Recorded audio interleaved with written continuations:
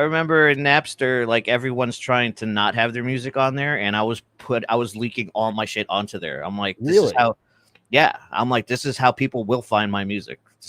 Like, so I was leaking my own stuff. I'm like, this is how we're gonna fucking get our music out there. All right, this is a heavy question because we're like in the middle of like introductory shit, but I'm just gonna throw this out there and we'll go back to the other stuff. I'll steer the ship when necessary, if you don't mind.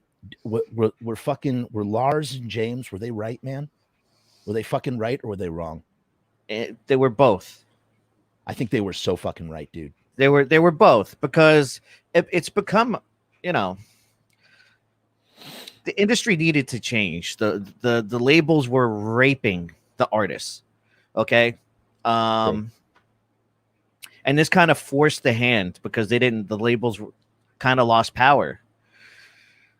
And it was an opportunity for, yes, it sucked for musicians and it kind of killed like the rock, you know, the $1 million budgets for rock and roll and all that shit. But it put more power to the artist because we found it gives the artist different ways to make money. For example, crowdfunding and stuff like that. That's just another version of a label, but taking in your own hands. I think it forced a pivot, but they were also right. Like they weren't 100% right, but they were mostly right.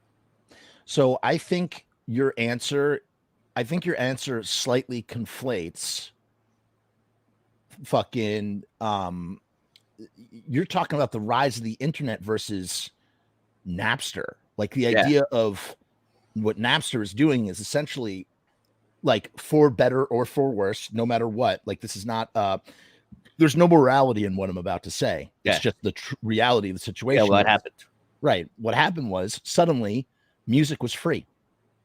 Music became free no matter what. And that is what I mean by were they right or were they wrong? Because the rise of the internet is a fucking amazing thing. The rise of the internet empowers all sorts of independent artists to basically say, fuck you labels, as you were just saying, the labels were fucking everybody over, right?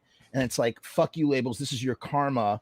If you were the right kind of businessman, if you have the right branding sense, you essentially can facilitate everything yourself if you have the audience there to buy things. Napster was an introduction to how you find music on Spotify today. True. Spotify's the legal Napster. The reason I leaked our shit on Napster is if I fucking put keywords in there to search, like Misfits or Michael Graves, you were going to find our music. Well, I did. I did. And before there were platforms to do that, little artists like me, let's say if I wanted to put myself with the Foo Fighters, if you fucking search Foo Fighters, Gotham Road would probably pop up. So that was like for little guys, it would work. But for established bands that had label support like that, it killed them, obviously. Right. Yeah. Yeah. That makes sense. I can tell you as a Spotify consumer personally, again, so who am I? I'm a filmmaker, videographer, non-musician, media consumer, right? So for me, Spotify is my wet dream come true, 1,000-fold.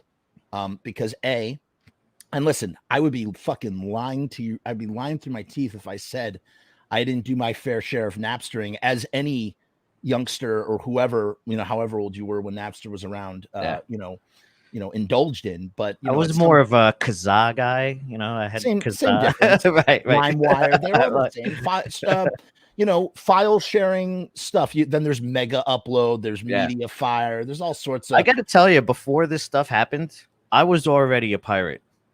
Because I was, even back when cassettes were a thing, like I would fucking Scotch tape the top tab so I could. I know. Yeah, and then I fucking dub all my friends' fucking tapes onto. There's really no difference. There's really no difference when you think about it. You think there's a lot of people that cried foul at Napster, but at the same time had no problem dubbing tape. As a matter of fact, how do you think people discovered the fucking Misfits after they broke up? They took all those. What that band did, any smart band, what they do, and especially it's different in the YouTube age. I'll tell you, I'm gonna name drop someone here. I gotta hand it to a guy like Robbie Bloodshed, and I'll tell you why. Because what Robbie Bloodshed's doing is all he does is he just makes fucking music videos. Yeah. This is the smartest thing you could fucking do. Well, he's a good-looking young kid. I can't make music videos. No one wants to see me. You can listen. It's just about what kind of music video. He gets his Freddie Mercury hair out a little bit. He's a good-looking young kid. He could do that. Us old guys got to figure something else out. But what's interesting is it's like the parallel to like the 80s and 90s is that like, you know, those bands, you know, bands like the Misfits, they put a bunch of 7-inches out. They die. The 7 inches are all that's out there, and people start fucking making tapes. And then they make tapes of tapes, and then they make tapes of tapes of tapes. And it's the same thing with like YouTube and Spotify, where you put your stuff, it's like a message in a bottle. You put it out there, the algorithms do the rest. And then if you're an avid, you know, music consumer, you're going to discover all sorts of incredibly cool shit.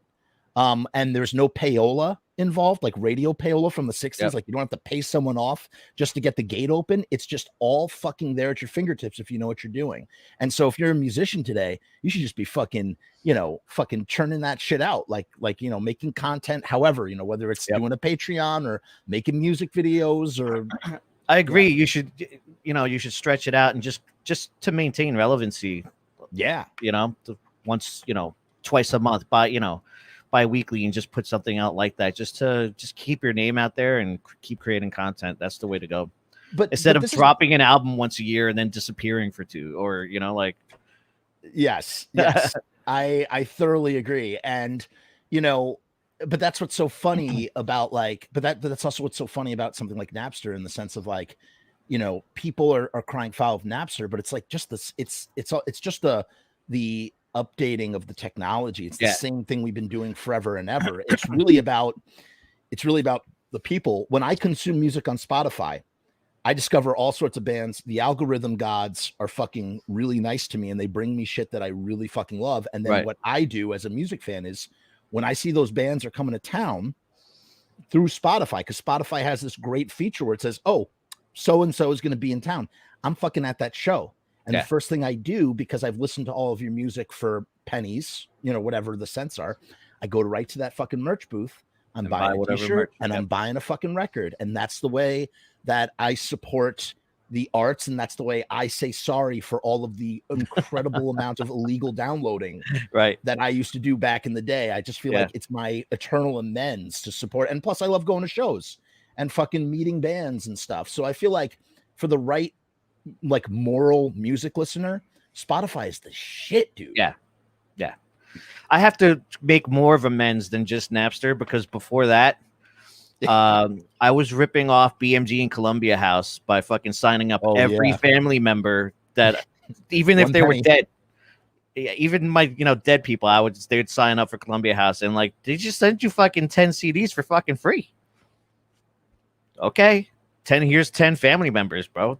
What a bad business model. Right. What a terrible, like, but that's the thing. Like, when digital files didn't exist, like, imagine if they tried to do that with digital files. It'd just be like, yeah, sure, no skin off our ass, you know, server space. It's like back then you had to like press up a fucking, you know, CDs and shit and like, you know, put it out there. I don't know. It was great. I loved it. My parent, at one point I did get caught or whatever, but I was already like 100 CDs in, so I didn't give a fuck. What happened when you got caught? They just banned you? Nothing. They just... Yeah, what are they going to do? I was I was like 16 years old. You're going to put that against my credit? Go ahead. Oh, right. I guess your credit would get affected. Right, but it didn't, because it wasn't my name. Right. I think I did it under a dead person's name, and that's... My parents were like, what the fuck is this? IP freely.